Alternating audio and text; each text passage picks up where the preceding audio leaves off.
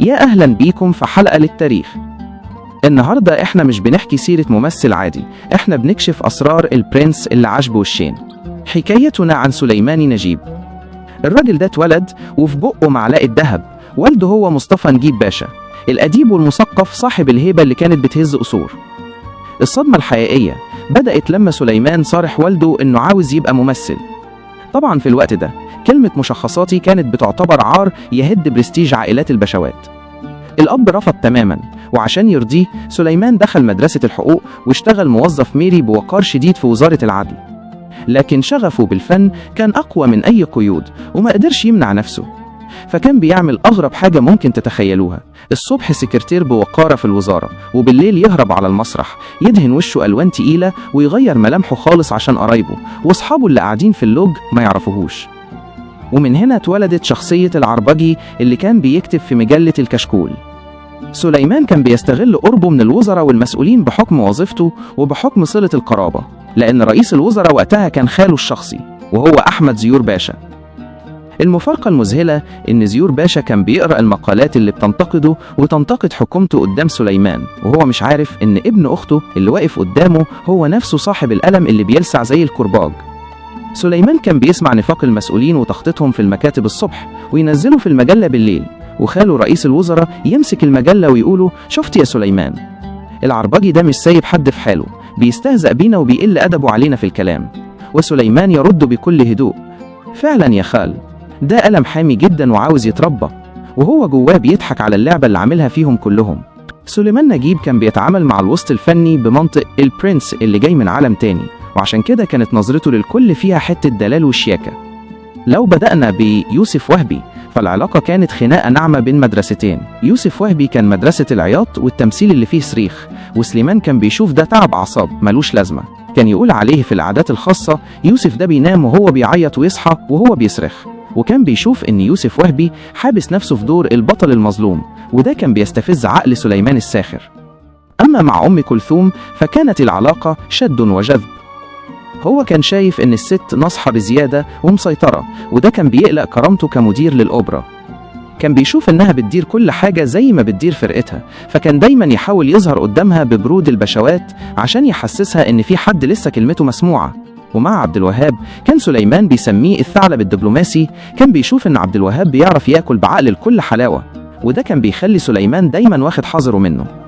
لما نزل بقى لمنطقة الجيل الجديد زي محمد فوزي، كان بيشوف فيه الانطلاق اللي كان نفسه يعمله وهو صغير، بس الظروف والقيود منعت ده. كان يحب خفة دم فوزي، بس كان دايما يقرصه من ودنه ويقوله: الفن مش بس تنطيط، الفن برستيج يا فوزي. أما نعيمة عاكف فكانت هي المعجزة في نظره. كان بيشوف فيها الست المصرية اللي ب100 راجل، وكان بيحترم فيها إنها شقيانة وبنت بلد بجد، فكان بيعملها بحنية الأب اللي خايف على بنته من غدر أهل الفن. سليمان نجيب كان برنس في تقييمه للناس، وكان بيحب الشخص اللي بيحافظ على أصوله مهما اتشهر.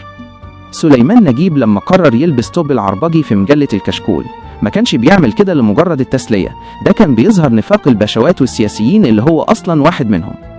كان بيستغل قربه من خاله رئيس الوزراء أحمد زيور باشا، ويقعد في الصالونات يسمع الوزراء وهم بيخططوا لمصالحهم الشخصية وبينافقوا بعض، وتاني يوم الصبح ينزل الكلام بلسان العربجي ويديهم بالكرباج.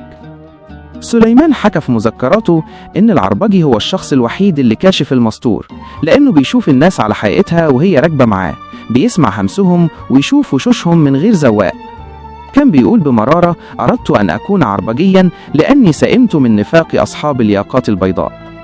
وفضح في مقالاته إن السياسيين اللي بيبانوا قدام الناس أعداء وبياكلوا في بعض هم في الحقيقة سمن على عسل في السهرات والكواليس، واعتبر إن السياسة في مصر وقتها كانت تمثيلية بايخة، والممثلين اللي فيها هواه بياخدوا أدوار أكبر من حجمهم. حتى في دار الأوبرا كان بيستخدم قلم العربجي عشان يبعد المحاسيب وقرايب المسؤولين اللي عاوزين يشتغلوا بالواسطة، وكان بيعتبر إن الكتابة هي الطريقة اللي بيغسل بيها إيده من نفاق الوسط اللي عايش فيه. سليمان نجيب كان بيعتبر لوكيشن التصوير هو المكان اللي بيقلع فيه بدلة الباشا الرسمية، وبيظهر فيه بشخصية الفنان اللي بيعشق الناس. في أفلامه ما كانش مجرد ممثل بيأدي دور، لا ده كان بينقل روحه الحقيقية قدام الكاميرات. فكنا بنشوف ابن الناس اللي دمه شربات، اللي بيعرف يضحك على نفسه قبل ما يضحك على غيره.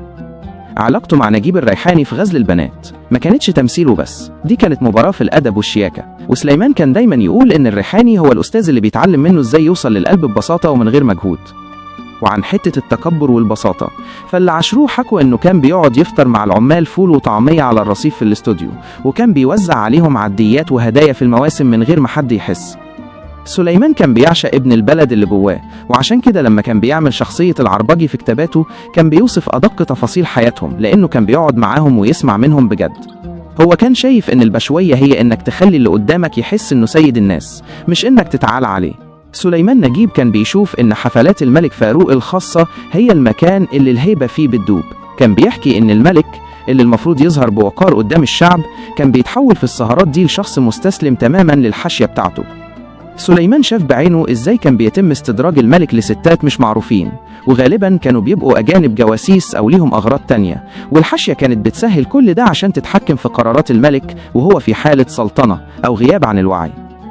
السر اللي سليمان لمس فيه الخطر بجد هو إن الملك فاروق كان ساعات بيطلب منه يختار فنانات معينات يحضروا الحفلات دي، وسليمان بذكائه كان بيرفض ويقول للملك: يا مولاي، الفنان مكانه المسرح، لو دخل القصر كمدعو لسهرة خاصة فنه هيموت وهبته هتضيع. الملك كان بيخاف من نظرة سليمان دي، لأن سليمان كان الوحيد اللي بيفكره دايما إن في حدود الملك ما بقاش شايفها بسببهم. الانفراد اللي سليمان خلاه لنفسه هو إنه شاف الملك في ليلة مكسور جدا وبيحاول يهرب من واقع السياسة بالارتماء في حضن السهرات دي، وسليمان كان الوحيد اللي وقف في وش الحاشية وقالهم: الملك مش لعبة في إيديكم، وطردهم من الجناح الخاص عشان يحمي ما تبقى من وقار العرش. سليمان نجيب كان عايش صراع رهيب بين إنه ابن بشوات مخلص للعرش، وبين عربجي شايف إن العرش بيتهز بسبب النسوان واللمة الكدابة. الحقيقة المؤكدة والمنشورة في مذكرات الناس اللي عاشروه زي الكاتب الكبير محمد التابعي والسيناريست أبو السعود الإبياري هي إن سليمان نجيب كان فعلا ابن بلد بزي باشا، وكان بيصرف من جيبه الخاص على العمال والكومبارس في الأوبرا وفي الاستوديو، وده سر اتعرف فعلا بعد وفاته لما لقوا وصولات ومساعدات كان بيقوم بيها من غير ما حد يعرف. أما حكاية حرق المذكرات فدي حقيقة أكدها المقربين منه في أيامه الأخيرة، لأنه كان كاتب يوميات العربجي اللي هي في الأصل نقد لاذع جدا للبشوات والقصر، ولما لقى الدنيا بتتغير بعد الثورة خاف إن الكلام ده يتفهم غلط أو يأذي حد، فقرر فعلا يطهر مكتبه من أي ورق ممكن يسبب فتنة. المدهش إن سليمان في الحقيقة كان أبعد ما يكون عن التكبر، كان في البلاتو وبكواليس التصوير بيتعامل مع أصغر عامل ومع الكومبارس بمنتهى التواضع، وكان دايما بيوزع نكت وقفشات بتخلي المكان كله ضحك. هو كان شبعان أصل وعارف إن قيمته في فنه وفي حبه للناس مش في المنظرة الكدابة. وعشان هو كان إنسان بسيط ومحب للخير كان بيقف جنب الوجوه الجديدة وبيشجعهم، وكتير من نجومنا الكبار مدينين له بالفضل لأنه آمن بيهم في بداياتهم. سليمان كان بيشوف إن الفن رسالة حب، وعشان كده لما جه يكتب الوصية بتاعته قرر ينهي حياته بدرس أخير في الإخلاص، وهب كل ثروته وكل اللي يملكه لدار الأوبرا المصرية، المكان اللي كان بيعتبره بيته الحقيقي.